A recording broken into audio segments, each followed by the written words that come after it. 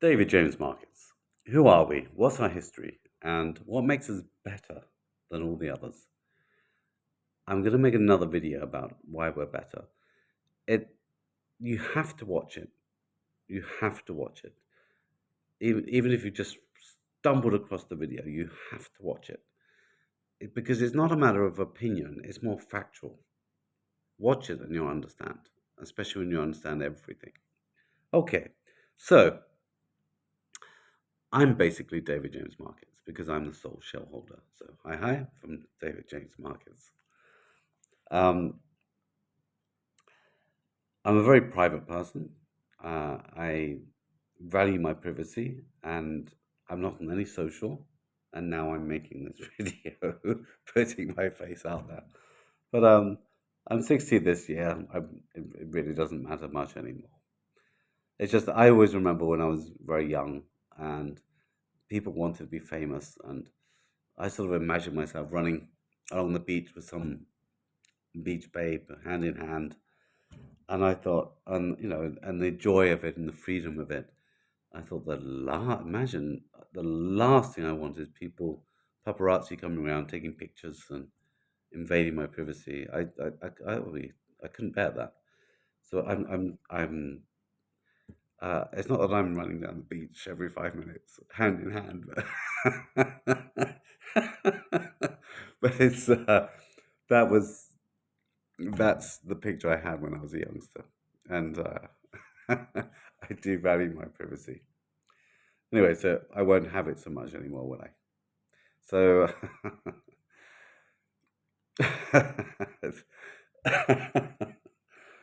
anyway, I'm making the video. So when did I start? I basically started in 2008. I was an introducing broker back then to forex brokerages or CFD brokerages. I didn't trade forex or anything, and I was with one company. I remember them saying, "Send me your clients, send me your clients." And I said, "No, sign the contract, sign the contract." And they said, "Well, they sent it to me and it wasn't signed." So I signed it, sent it to them, said, "Please send it back." And they said, "Send us the clients." I said, "Send back the contract signed and I'll send you the clients." Eventually they did. And I said, "Who's it signed by?" Blah, blah, blah, and confirmed everything. And then it came to payday and they didn't pay me. And I thought, wow, I'm entering into a whole new world of sharks. Is this what I want to do? And I thought, it's just not worth taking them to court. I'm in another country. And I just thought, So I was a chain smoker at the time, and I didn't smoke in the house. So I thought, right, I'm going out for a smoke. Have a think about it. I was having a smoke and sort of put my hand here, sort of nonchalantly touching my neck. I found a lump, and I thought, wow, what's that? And then about 7 days later, it's twice the size, and I thought, oh shit. Excuse my French. I was actually in France, and and I thought, oh, and it was the worst scenario. I had thyroid cancer, and I thought, oh bloody hell, I've never really thought about my mortality before. I might die. And my next thought was, I need to set something up for my wife because some sort of ongoing income if I'm not here. So I think it was that moment I did it. I stubbed out a cigarette and contacted FXCM, which is the largest forex broker in the world. Oh no, it wasn't that day. It wasn't that day. I probably did stub out a cigarette before making the phone call, but it wasn't that day. I got verified it was cancer, and then I went bloody hell, and uh, and then I contacted FXCM, and they said yeah, and I said but it needs to go in her name because I don't know if I'll make it or not. And they said yeah, all good and all fine. So I did that. I had the operation, survived. Actually, I could tell you a story where I don't think I did survive, but that's another story. Uh, completely different story. Let's just put it down to the drugs I was on. And the surgeon said there was a few bits left. I couldn't get to those, otherwise I might have cut your voice box. So I had some radiation for that, and great, all done, fixed. And all these years later, I'm fine, so all good. Anyway, so the business started ticking over, and it's going okay. I mean, it took quite a number of years, about 4 years, and then it started doing okay. So then I bought it from my wife, and I set up in Singapore, and I loved it. Singapore's so much better in so many ways. It's super efficient. The people are great. I love the way they think. Um, well, maybe I'll go back there sometime. Um, Banking secure and trust, and they're super efficient, and the trust that was fitted me perfectly. So I thought this is good, and that was 2012. Yeah, and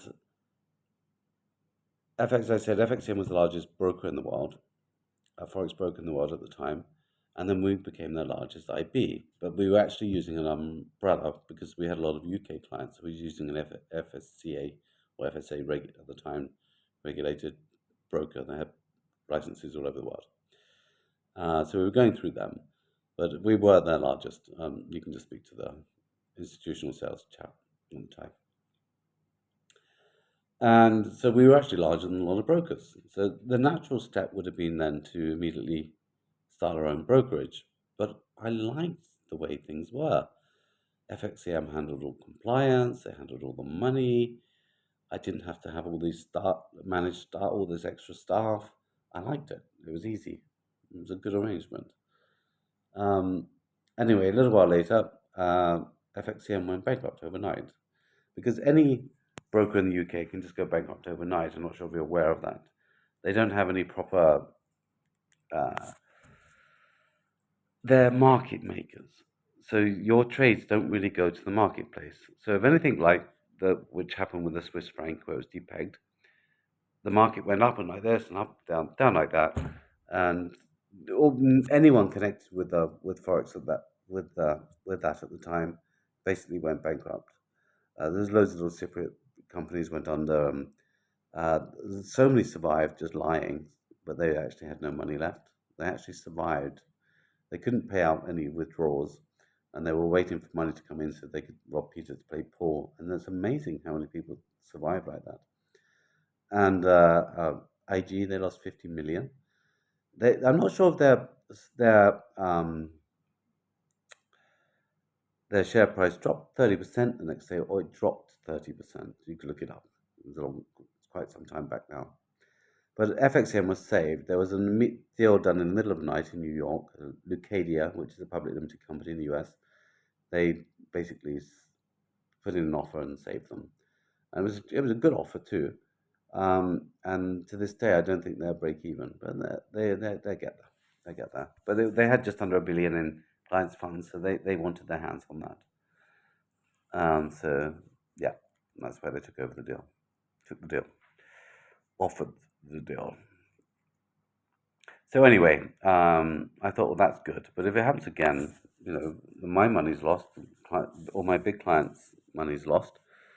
Was one of my clients, is a very large client, is connected with the various banking. He knew every in and out. So he filled me in, but long before the institutional sales knew anything about it in FXCM. But he said, "Oh, it's fine." So I said, "Well, thanks for letting me know. You're my client, letting me know." Anyway, so what happened next? So obviously the next step was to get regulated. I'd read a white paper in the UK, and it was about future regulations and so forth for different brokerages. And so I thought, let's just get ahead of the curve. So I went to open up a new company in David Jones Markets in Vanuatu, and I got regulated there as a broker dealer. So I had full regulation. It's the same regulation as the UK. It's just offshore. And so I was paying for this, but I didn't use it initially. Anyway, eventually I did. I found a nice platform that suited me perfectly. But what took me the longest was uh, finding the best liquidity provider or providers. A liquidity provider is when you, as a client, place a trade, it needs to go to the marketplace. So the liquidity providers provide this venue, and but you could use someone like Morgan Stanley or Goldman Sachs. Uh, IG is actually a liquidity provider, so is FXCM. But I didn't want to be stuck with one single provider. And now, thank goodness, with all this new technology and everything else, I now have where I can get into a pool of uh, liquidity providers. Well, there's lots of them, and as you place a trade, your trade is instantly filled by one of the companies, which is fantastic. It's amazing with all this matching software. It's quite brilliant. So it's exactly what I wanted. And then the money is your money, and everything's the safest it's ever going to be. So this is the difference. You open up with a normal brokerage, say in the UK. It's good that they have FCA regulation. That's really good. They do a good job. But the companies should be regulated as casinos because your money stays in the bank. The trades stay in-house. It's called warehousing. You just press a button, your money, nothing happens. It just stays on the computer at their end. And when you lose, they take your money. Thank you. Wham, bam. Thank you, ma'am. I really don't like that. A broker's supposed to be connecting two people and they take a commission. That's what the word broker means. And that's precisely what our company does. It's precisely what David James Markets does. We run a pure A-book. I promise you that every single trade that you take goes to the marketplace. We have zero conflict of interest with you, unlike every broker in the UK. They also send you, you must watch the video about why we're better. We have total alignment with you. We have zero risk. We cannot go bankrupt. And your money goes to the liquidity providers. You're never going to have a safer way for your money and trading, ever. It's brilliant. You've actually got an honest brokerage with me, and I've been around a long time. The brokerage has been around a long time. Well, I'm 60 this year, so I've been around for a while too. But we're going nowhere. I'm going nowhere, and this will be passed on to my children and so on. Hopefully, they will continue it on. Otherwise, I could always sell up to a big brokerage. It's you're not going to find a better place. You must. Oh yeah. So I didn't finish. So we went to Vanuatu, then we set up in St. Vincent's, and now everything is owned by David James Capital, not David James Markets, David James Capital. So now regulated in the Caribbean, and everything's hunky dory. It's the perfect outcome. Everything in my life's falling into place. I like the way everything's working. Come to a safe brokerage and watch the other videos.